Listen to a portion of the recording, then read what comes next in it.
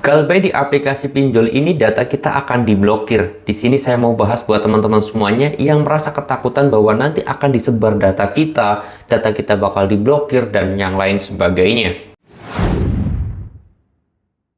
Assalamualaikum warahmatullahi wabarakatuh teman-teman semuanya. Pada kesempatan video kali ini saya ingin membahas tentang yang namanya beberapa pinjol yang selalu menekankan nasabahnya atau mengancam nasabahnya itu data pribadinya bakal disebar, data pribadinya bakal diblokir dan yang lain sebagainya. Ini saya mau bahas karena banyak sekali yang menanyakan hal itu baik di kolom komentar ataupun DM ke Instagram saya. Oleh sebab itu saya mau jawab melalui video ini. Dan buat teman-teman semuanya juga yang mau menanyakan sesuatu tentang pinjol ataupun mau sharing-sharing bareng, boleh tinggal tulis aja di kolom komentar atau DM langsung aja ke Instagram saya ya.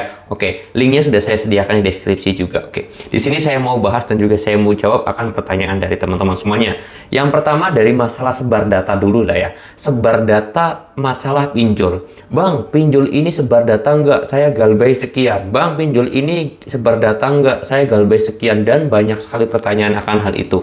Nah, masalah sebar data dan juga ancaman DC itu sebenarnya yang bisa menangani itu adalah kalian sendiri. Tinggal bagaimana kalian itu bisa berpikir atau menangani pola pikir kalian sendiri. Yang pertama, kalau sebar data, saya sendiri jujur tidak mengetahui karena hal ini itu yang tahu hanya kalian. Sebar data itu yang tahu kalian. Kayak contoh gini, kalian kan mengajukan pinjaman itu pasti mencantumkan kontak darurat. Kontak daruratnya itu siapa?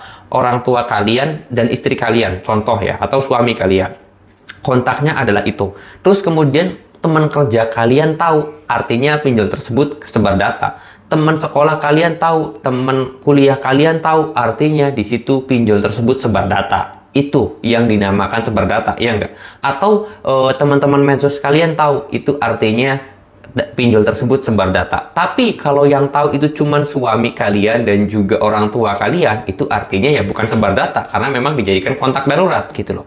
Nah, tapi kalau sampai teman, tetangga, kerabat dan lain-lainnya itu pada tahu, artinya pinjol tersebut sebar data. Dan masalah sebar data ini itu adalah hal yang dilarang oleh OJK. Oleh sebab itu, ketika kalian itu pernah datanya disebar, maka kalian boleh galbay di situ karena pinjol tersendiri sudah melanggar aturan dari OJK, khususnya yang resmi ya teman-teman semuanya. Pertama.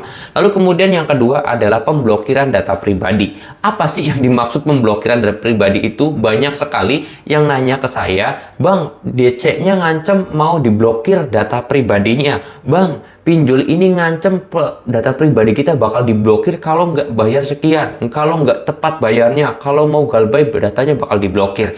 Ini menjadi sebuah hal yang menarik. Saya pengen jawab karena pemblokiran data pribadi itu maksudnya gimana? Apakah KTP kita dihapus dari pemerintahan? Apakah NIK kita nanti nggak berlaku lagi? Kakak kita tidak beraktif lagi atau gimana? Karena pemblokiran data pribadi itu apa gitu loh, lucu juga. Apakah kita nanti nggak bisa bikin rekening? Apakah rekening kita bakal diblokir atau bagaimana? Karena pemblokiran data pribadi itu nggak mungkin terjadi teman-teman. Masa pinjol mau blokir KTP kita? Masa pinjol mau blokir kakak kita ataupun rekening kita? Kan itu hal yang sangat-sangat tidak mungkin.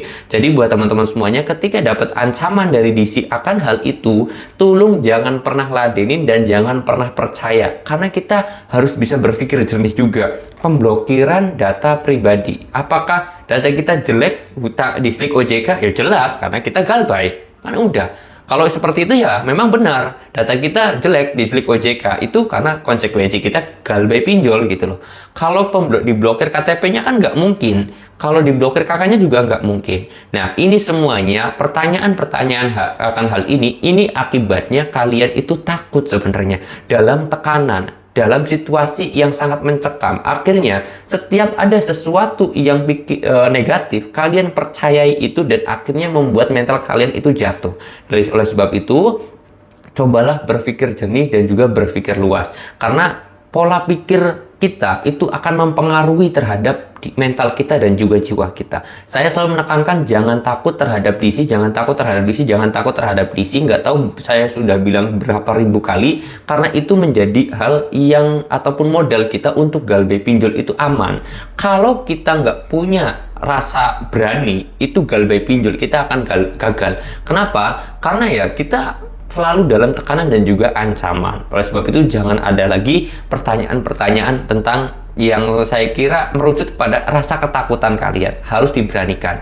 Kalau nggak berani, segera ganti nomor WA kalian, ganti WA kalian, ganti Gmail kalian, reset HP kalian. Itu menjadi solusi agar kalian itu tidak lagi terjerumus dalam jurangnya pinjol. Kalau kalian benar-benar tidak mampu, stop bayar pinjolnya, galbaikan saja dulu. Karena situasi dan kondisi apapun, tidak lebih baik itu melakukan galbay. Kalau kalian gak di lubang tutup lubang, itu pasti kalian masuk dalam jurang bahaya pinjol. Kalau kalian realitanya yang belum punya uang, ya sudah, kita galbay saja. Oke, mudah-mudahan video ini bisa bermanfaat. Dan juga saya titip pesan kepada teman-teman semuanya, ketika kita mencari rezeki dari pagi sayang sampai sore, bahkan sampai malam, kita cari rezeki kemana-mana aja, kita terkadang lupa kepada sang pemberi rezeki. Dan saya selalu pesan kepada teman-teman semuanya, ketika kita cari rezeki, jangan pernah lupa terhadap sang pemberi rezeki itu. Saya mau tutup dulu video ini dengan kata Assalamualaikum warahmatullahi wabarakatuh.